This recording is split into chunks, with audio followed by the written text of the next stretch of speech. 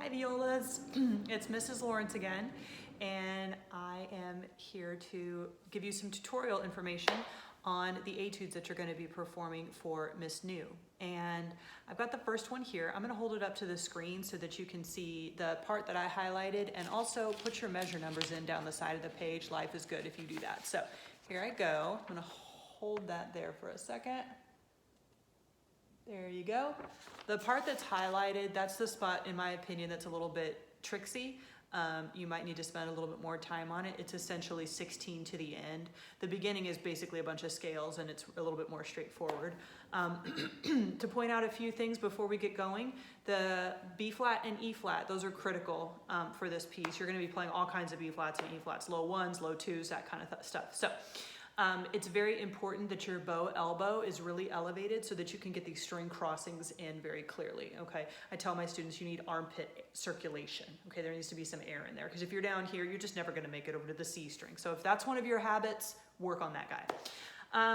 The next thing is bow area. You need to play this right here in the middle of the bow. I call that the square, okay? And if you look, my viola, my bow, and both parts of my arm makes a square. That's ideal, okay? Because if you look, then I'm just using my elbow hinge. If I play any closer to the frog, I have to move my entire arm, and nobody got time for that. So we want to use this lower part of our arm, the elbow hinge, to make it go quickly. The other thing is I'm going to show you a couple of practice hacks. I like to do practice hacks to kind of get myself playing something faster. Professionals do this to when they have a running passage of 16th notes or a long running passage of 8th notes that are just really lickety split. We'll do these practice hacks to make our brain kind of absorb things faster and our muscles to memorize things faster. So I'm going to show you 4 of them. The first one is called long short. The second one is called short long.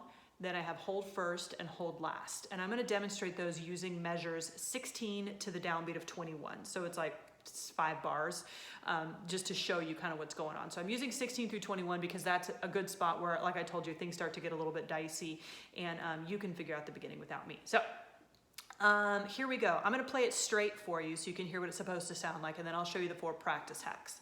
So here it is, just straight and normal.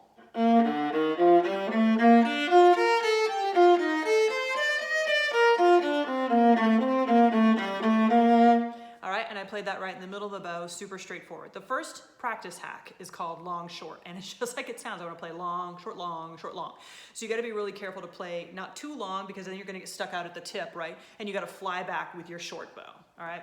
So here we go. This is long short, same passage.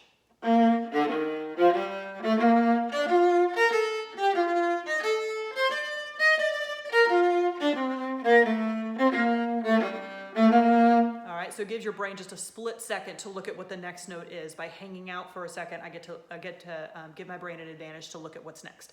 So the next one is short long, exactly the opposite. So you got to go short long, short long, short long. Your bow, down bow has to really fly, and your up bow, you have to be kind of stingy with the long on the up bow. Otherwise, you're going to get stuck in the other direction. All right, here we go. Same passage. This is short long.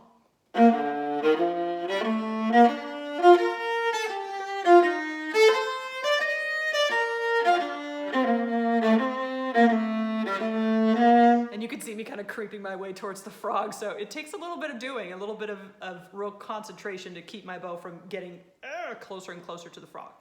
The next one is called hold first, and it's just like it sounds. I'm going to hold the first note of every measure.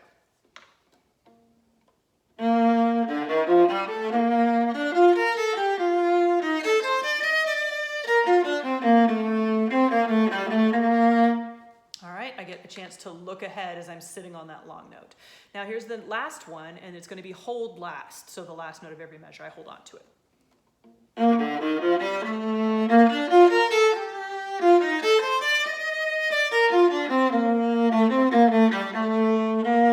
All right, and then here it is, perfectly as written, just the way it's supposed to be.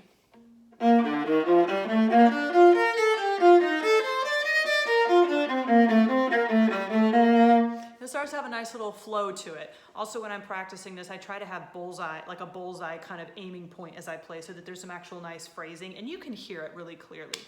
And that's all I got for you. So this is the first etude in your packet of etudes for your study, and it says number 5 at the top. And you can see all the different things that you want to be focused on. So hopefully these tips that I've given you will help you with your study of this particular etude. So best of luck to you.